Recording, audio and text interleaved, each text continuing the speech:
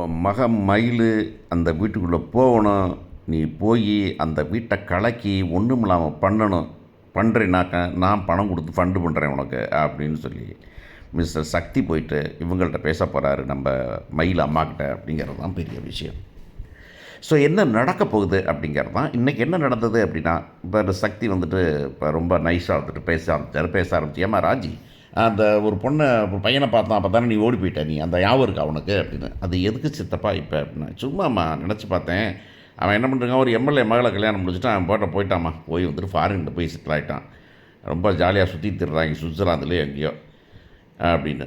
அதுக்கு என்ன இப்போ ஏன்டா அதெல்லாம் பேசணுமா நீயே அப்படின்னு சொல்லிட்டு அவங்க அம்மா கேட்டால், இல்லைம்மா யோசிச்சு பார்த்தா நம்ம ராஜி பொத்தி பொத்தி வளர்த்தான், இன்றைக்கி அவன் வந்து ஃபாரினில் இருக்கிறான்னு நமக்கு சந்தோஷமாக இருக்கும்ல. இப்படி வந்து வெட்டித்தனமாக வந்துக்கிட்டு சும்மா வந்து இப்படி வெந்ததை தின்னுட்டு உட்காந்துருக்கூடாதுல்ல அப்படின்னு ஒன்று. சித்தப்பா நான் ரொம்ப சந்தோஷமாக இருக்கிறேன், நீ சந்தோஷமாக இருக்கிறேன்னு நினச்சிக்கிட்டு இருக்கம்மா, சந்தோஷமாக இருக்குன்னு சொல்லிகிட்டு இருக்காங்க, ஆனால் சந்தோஷம்னு உனக்கு என்னன்னே தெரியாதே அப்படிங்கிறார். ஒரு இன்டீசன்ட் ப்ரொப்போசல் மாதிரி தான் இது. ரொம்ப இன்டீசன்ட் பிஹேவியர். ஒரு வீட்டில் போய் உட்காந்து சாப்பிட்டுட்டு கல்யாணம் முடித்த விஷயத்தை திரும்ப பேசுகிறதெல்லாம் எவ்வளவு கேவலமான சமாச்சாரம் அப்படிங்கிறத தாண்டி முத்துவேல் இதை கேட்டுட்டு பொறுமையாக உட்காந்துருக்கிறாருங்கிறது தான் அதை விட அசிங்கமாக இருக்குது, ரொம்ப அசிங்கமாக இருக்குது.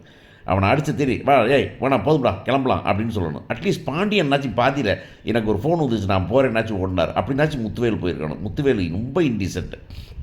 ஏய் பிரியாணி பணம் கமக்குது சாப்பிடுப்பா, இதை விட்டுட்டு இதை பேசிக்கிட்டு இருக்கீங்க அப்படிங்கிறார் பழனி. ஆனால் இவர் வந்துக்கிட்டு பேசுறது விடுறதாவே இல்லை, விட்டு அப்படி நைஸாக பேசிகிட்டே இருக்கார்.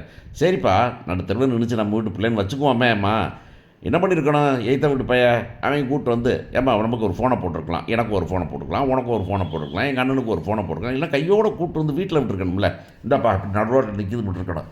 அதை விட்டுட்டு இவன் ஏன் கல்யாணம் முடித்தான் அப்படின்னு, அப்படி முடித்ததுனால தான் நான் சந்தோஷமாக இருக்கிறேன் அப்படின்னு அந்த பொண்ணு சொல்லுது. ஏம்மா இதுக்கு பேர் சந்தோஷமா, சும்மா அப்படியே உட்காந்துருக்கிறது பெரிய விஷயமா அப்படின்னு. உடனே அவர் சார் முத்துவேல், ஏம்மா நீ ஐபிஎஸ் படிக்கணும்னு நினச்சேன், அதுதான் சென்டர்லாம் பார்த்தேன் நான், இப்போ நான் சொல்கிறேன்ல இப்போ ஐபிஎஸ் பண்ணுறதுன்னா ஆசைப்படுறேன் அப்படின்னு பார்க்குறோம், ஆனால் நீ ஒன்றும் பண்ணுற மாதிரி தெரியல, மாதிரியா அந்த சென்டரில் சேர்த்துட்றேன் அப்படிங்கிறாரு அவர். ஆஹா அண்ணன் ரொம்ப குஜாலாகிறாரே, நல்லது இல்லையே அப்படின்னு, இதை உடச்சி விட்றணுமே அப்படின்ட்டு உடனே பேசுகிறார். மருமகங்கிறீங்க என்ன பண்ண அவன் அப்படிங்கிற மாதிரி தொடங்குறாரு. தொடங்கினா இங்கிருந்து ஏப்பா பேசாமல் இருக்க மாட்டியா அப்படின்னா, என்ன தப்பாக கேசிட்டார் மாமா, சரியாக தானே கேட்குறாரு அவர், மனசில் இருக்க ஆதங்கத்தை சொல்கிறாரு அப்படின்னு. உடனே இவங்க சொல்கிறாங்க, ஏமா எரிதலை எழுப்பி கொளுத்தி போகிற நீ வாட்டில் எண்ணெயில் என்ன பண்ணிகிட்டு இருக்கிற நீ அப்படின்னா, நான் என்னத்தை சொன்னேன், நான் ஒன்றும் சொல்லலை அப்படின்னு அந்த பிள்ளை சொல்லுது. இப்போ உடனே வந்துட்டு என்னண்ணே சாப்பிடுனே அப்படிங்கிறாங்க. சாப்பிட்றதுனா சாப்பாடுன்னு பெரிய விஷயம், சாப்பாடு மனசில் இருக்கிற ஆதங்கத்தில் வச்சுக்கிட்டு எப்படி சாப்பிட முடியும் அப்படிங்கிறாரு.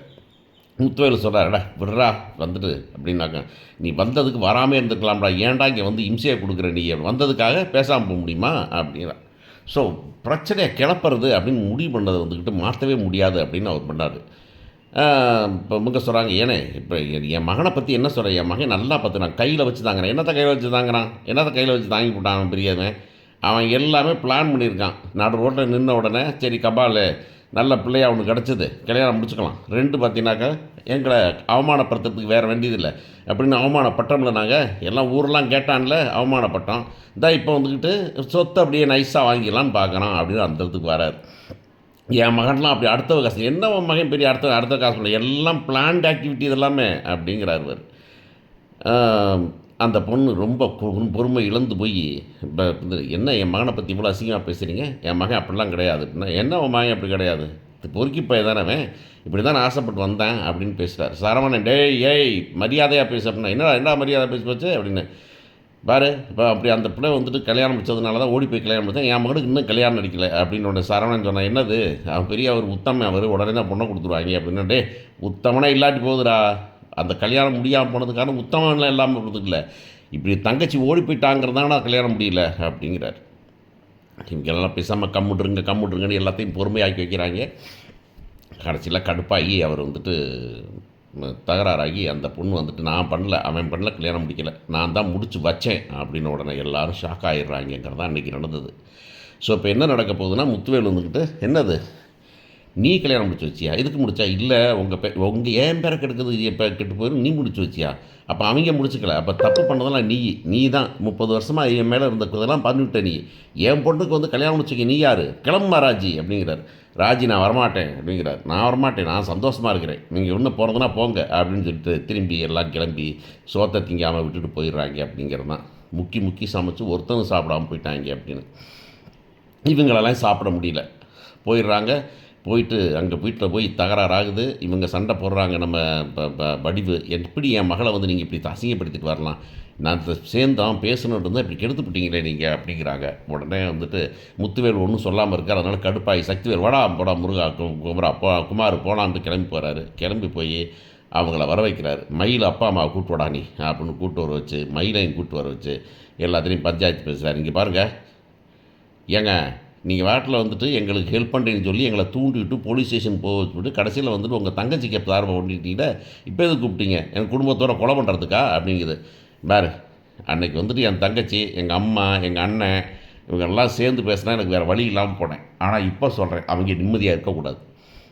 நிம்மதியாக இருக்கக்கூடாதுனாக்கா மயில் அந்த வீட்டுக்கு போய் ஆகணும். நீ எப்படி பிளான் பண்ணுவேன், என்ன பண்ணுவேன்னு தெரியாது. இந்த கோர்ட்டு கேஸுன்னு போனீங்கனாக்கா நீங்கள் பண்ண ஃப்ராட் தனத்துக்கு பண்ணிவிடுவாங்க. அதனால் கோர்ட்டு கேஸுன்னு போகாமல் நீங்கள் வந்துட்டு இந்த ஊரை வச்சு பேசுகிற மாதிரி பேசி நீங்கள் வீட்டுக்குள்ளே போயிட்டு வரமாட்டேன்னு சொல்லி அப்புறம் பார்த்துக்கலாம், போலீஸ் ஸ்டேஷனில் பார்த்துக்கலாம் அப்படின்னு சொல்லிட்டு தூண்டி விடுறாரு. ஏங்க அப்புறம் வந்து பிரச்சனை ஆகி போச்சுன்னா உனக்கு என்ன பணம் தானே வேணும், பணம் தாரேன், பணம் தந்து நீங்கள் பண்ணலாம். ஆனால் ஒன்று, அவங்க ரொம்ப நல்லவங்க, அப்படிலாம் பண்ண மாட்டாங்க. அதனால் வந்து என்ன பண்ணுற, நீ நைஸாக போய் 3 பேரும் போய் வீட்டுக்குள்ளே பூந்துருங்க, எடியே நிற்காதீங்க, வீட்டுக்குள்ளே பூந்துருங்க, பூந்து வீட்டுக்குள்ளே வந்துக்கிட்டு நான் அந்த வீட்டை விட்டு போக மாட்டேன் அப்படின்னு சொல்லு, அப்போ பார்த்துக்கலாம். இப்போ அவங்களுக்கு சப்போர்ட்டு நாங்கள் இல்லை, எங்களுக்கு சண்டை ஆகி போச்சு, சப்போர்ட்டும் இல்லை. அதனால் வந்து வேறு வழியே இல்லை, உங்களை ஏற்றுக்கிட்டே ஆகணும். உள்ளார போயிட்டு ஆனால் ஒன்று, அங்கே உள்ளார போச்சு இந்த அம்மானாக்கா, இந்த பொண்ணு போச்சுனாக்கா அங்கே அவங்க நிம்மதியாக இருக்கக்கூடாது. பிரச்சனையை கிளப்பணும், கடையை மூடணும், இல்லை கடையை வந்துட்டு இந்த பொண்ணு எடுத்துக்கணும், நீங்கள் வாங்கிட்டு பண்ணிங்கன்னா தான் நிம்மதியாக இருக்கும் அப்படின்னு சொல்கிறாரு. இப்போ வந்துட்டு நீ எந்த கோர்ட்டில் வந்துட்டு கேஸ் வரும்போது எல்லாத்தையும் பொய்ன்னு சொல்லு, நான் அவங்க பண்ணுறதெல்லாம் பொய்ன்னு சொல்லு, நான் வந்து சொன்னேன் ஆனால் வந்துட்டு இவ்வளோ தூரம் வந்து வெளியேற்றுற அளவுக்கு இல்லை அப்படிங்கிறத சொல்லு அப்படிங்கும்போது, அப்போ அந்த பொண்ணு ப்ரெக்னென்ட் ஆகலையில, ப்ரெக்னென்ட் ஆனான்னு சொல்லு, சத்தமாக சொல்லு, நான் டாக்டர் சர்டிஃபிகேட் தரேன், அந்த ப்ரெக்னென்ட் ஆகி தான் இது ஆயிடுச்சு அப்படின்னு சொல்லி நான் டாக்டர் சர்டிஃபிகேட் வாங்கி தரேன், நீ போயிட்டு பண்ணுங்கிறாரு.